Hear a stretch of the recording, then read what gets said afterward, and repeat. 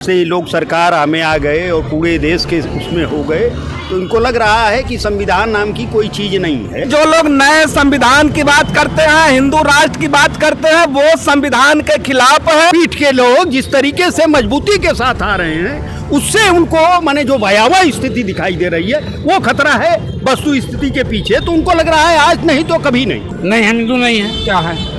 हम दलित हैं। यदि हम हिंदू रहते तो मंदिर से हमको हटाया जाता है। हमारे मंदिर में जाने से मंदिर अशुद्ध हो जाता है। काम हिंदू है। असल में इनके एक जेब में न्याय व्यवस्था है, एक जेब में इनके विधायिका है, कार्यपालिका है। तो इनको लगता है कि हम सर्वगुण संपन्न हैं, सब कुछ हमारे पास है तो हम जैसा चाहेंगे वैसा कर लेंगे। ब्राह्मण धर्म को इन्होंने हिंदू धर्म नाम दिया कि वो जनता को बरगलाने के लिए। सत्ता जाने के बाद सभी इनका हिंदू राष्ट्र सब खत्म हो जाता है। तो ये फंटासी है और इसका कड़ा विरोध होगा। मनुस्मृति और आरएसएस से ये सरकार नहीं चलेगा।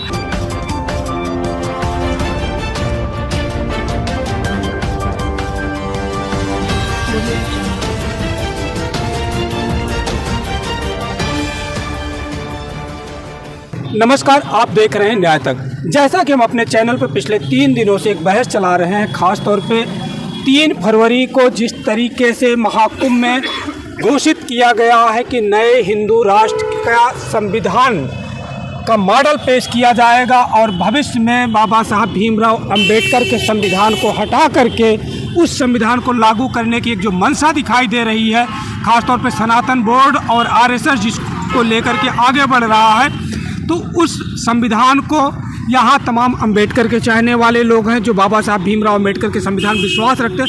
हम उन लोगों से बात करेंगे कि क्या बाबा साहब भीमराव अंबेडकर के संविधान को हटा करके किसी अखंड हिंदू राष्ट्र के संविधान की ज़रूरत इस देश को है। क्या ये लोग किसी नए संविधान को स्वीकार करने के लिए तैयार हैं? तो हमारे साथ तमाम राजनीतिक संगठन, सामाजिक संगठन से जुड़े हुए लोग हैं। हम इन सब से बातचीत कर रहे हैं। राजन जी, क्या है आपका मत? हिंदू राष्ट्र का संविधान चाहिए देश को? इधर जो जिस तरीके से परिणति हो रही है और माने जब से ये लोग सरकार हमें आ गए और पूरे देश के उसमें हो गए तो इनको लग रहा है कि संविधान नाम की कोई चीज़ नहीं है। देश का जिन लोगों ने उसमें पूरे देश के जितने बैरिस्टर और बड़े बड़े लोग थे, उन लोगों ने बाकी चीज़ों को समझा था और समझने के बाद माने संविधान की जो रचना थी कर रहे थे तो हर कमियों को ढूंढा था और जान रहे थे कि बड़े खतरे इससे आएंगे। तो मैं आपकी जानकारी के लिए बता दूं, जो नया वाला प्रस्तावित है इसमें भी कई सुप्रीम कोर्ट के रिटायर्ड जज भी इस पैनल में है जो नए संविधान का निर्माण कर रहे हैं। हाँ, वो ये है कि वो वही लोग हैं जो भी कालखंड में उनको लगा कि माने तो वो ये ताकते हैं, वो लंबे अरसे से माने वो चल रहा था, लेकिन इस बीच में उनको लगा कि माने अब हमारा मौका है। लेकिन हमको ऐसा लगता है कि जो जिस तरीके से बहुत पीठ के लोग जिस तरीके से मजबूती के साथ आ रहे हैं उससे उनको माने जो भयावह स्थिति दिखाई दे रही है वो खतरा है वस्तु स्थिति के पीछे। तो उनको लग रहा है आज नहीं तो कभी नहीं, तो वो ये मान करके चल रहे हैं। लेकिन जो बहुतायत संख्या है भारत की, जिसको बहुजन के नाम से जाना जाता है, वो ताकतें बड़ी तेजी के साथ मूव कर रही हैं और निश्चित तौर पर वो आकर के एक नए भारत का जो समता का भारत नहीं बन पाया उसको बनाने का प्रयास नए सिरे से करेंगे। जी, बहुत बहुत शुक्रिया राजेंद्र जी। तो राजेंद्र जी का कहना है कि उनको लग रहा है, सत्ता में बैठे लोगों को लग रहा है कि आखिरी मौका है, इसे किसी तरीके से जो चाहते थे 400 पार करके पार्लियामेंट में करें लेकिन नहीं कर पाए, तो अब तमाम संतों के माध्यम से, रिटायर्ड जजों के माध्यम से पैनल बना करके उसको लागू करने की चेष्टा में दिख रहे हैं, उसको ये स्वीकार नहीं कर रहे। हमारे साथ सामाजिक कार्यकर्ता छेदीलाल निराला जी है। निराला जी, थोड़ा सा आगे आ जाइए। क्या रहेगा आपका क्या है नज़रिया कि हिंदू राष्ट्र का मॉडल लागू होना चाहिए, ज़रूरत है इस देश को? सबसे पहले तो आपके चैनल को धन्यवाद। मैं सिर्फ इस पर ये कहना चाहूँगा कि अंबेडकर साहब के जो संविधान है उससे नीचे जो है कि इनका जो संविधान जो लागू कर रहे हैं उसका घोर निंदा और विरोध मैं करता हूँ। वो इसलिए विरोध करता हूँ कि 2024 से अब तक अभी जो 24 में इन्होंने जो नारा दिया कि 400 के पार, ये देश की जनता इनको ठुकरा दिया है। 200 के अंदर जो है कि सीमित गए हैं और इनको ये डर लग रहा है कि अगर ये हम मनुस्मृति को अगर आगे नहीं बढ़ाएंगे तो आगे हमारे लिए खतरा है। मैं सिर्फ ये कहना चाहता हूँ कि जो ये हिंदू राष्ट्र की जो बात कर रहे हैं, जो ये नया जो संविधान लाना चाहते हैं, मैं उस संविधान का घोर विरोध करता हूँ। हम जो है बाबा साहब के अनुयायी है, बाबा साहब का, अम्बेडकर साहब के जो है संविधान को मानते हैं और मानते रहेंगे। और बाबा साहब के संविधान के नीचे मनुस्मृति है, मनुस्मृति और आरएसएस से ये सरकार नहीं चलेगा। ये सरकार जो है बाबा साहब के, अम्बेडकर साहब के संविधान से चलेगा। जी, बहुत बहुत शुक्रिया छेदीलाल निराला जी। इनका कहना है कि ये देश बाबा साहब भीमराव अम्बेडकर के संविधान से चलेगा, किसी हिंदू राष्ट्र मॉडल की इसको जरूरत नहीं है। एडवोकेट विनय मौर्य, हमें न तो हिंदू राष्ट्र चाहिए, न तो हमें कोई संविधान चाहिए। पूरी दुनिया के लोग कहते हैं कि भारत का दुनिया का महानतम संविधान है। जब पूरी दुनिया स्वीकार करती है कि ये दुनिया का महानतम संविधान है, तो फिर हमें किसी भी नए संविधान की कोई आवश्यकता नहीं है। ये केवल जो है कि इस देश में तबाही लाने के लिए, पिछड़ों, अति पिछड़ों, दलितों, वंचितों को नाश करने के लिए फिर वही जो है रक्त रंजित भारत लाने का ये प्रयास कर रहे हैं। हमको कतई बर्दाश्त नहीं है। दुनिया का महानतम संविधान जो पूरी मानवता के लिए, जो चाहे वो छोटे छोटे कीट पतंगे हो, बड़े बड़े पशु पंछी हो, जीव जंतु हो, मानव हो, सबके हित के बारे में सोचता है, वो संविधान ही हमें चाहिए। चूंकि आप अधिवक्ता हैं, आपको से मैं एक लीगल पक्ष पर जानना चाहूँ कि एक बेहतर संविधान के होते हुए बिना सत्ता और सांसद की मर्जी के क्या कोई भी व्यक्ति या कोई संस्था एक नया संविधान की प्रस्तावना रख सकती है इस देश में? पहला काम कि जो लोग नए संविधान की बात करते हैं, हिंदू राष्ट्र की बात करते हैं, वो संविधान के खिलाफ है और हमारे जो है कि नैतिक मूल्यों के खिलाफ है। इनके ऊपर सबसे पहले FIR होना चाहिए, इनको जेलों में डालना चाहिए। जी, बहुत बहुत शुक्रिया विनय मौर्य जी का। कह रहे हैं कि ऐसे लोग एक संविधान के होते हुए बिना किसी महत्वपूर्ण पद या संसद में होने के ये लोग जिस तरीके से नया संविधान लाने की कोशिश कर रहे हैं या उसकी बात कर रहे हैं, इनको जेल में डाला जाना चाहिए, इन पर राष्ट्रद्रोह का मुकदमा दर्ज कराना चाहिए। हमारे साथ अजीत कुमार जी। अजीत जी, क्या आपका क्या है नजरिया? हिंदू राष्ट्र बनाना चाहिए भारत को? हिंदू राष्ट्र, हिंदू कोई मतलब ही नहीं है, न तो कोई हिंदू शब्द है। आप हिंदू हैं? नहीं, हम हिंदू नहीं है। क्या है? हम दलित हैं। यदि हम हिंदू रहते तो मंदिर तुमको हटाया जाता है जी। हमारे मंदिर में जाने से मंदिर अशुद्ध हो जाता है।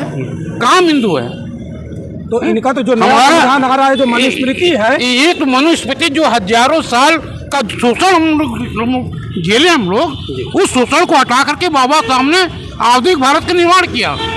आधुनिक भारत के तहत नया संविधान दिया, वो भी संविधान दुनिया का सर्वश्रेष्ठ संविधान। पूरी दुनिया के लोग मान रहे बाबा साहब के संविधान को।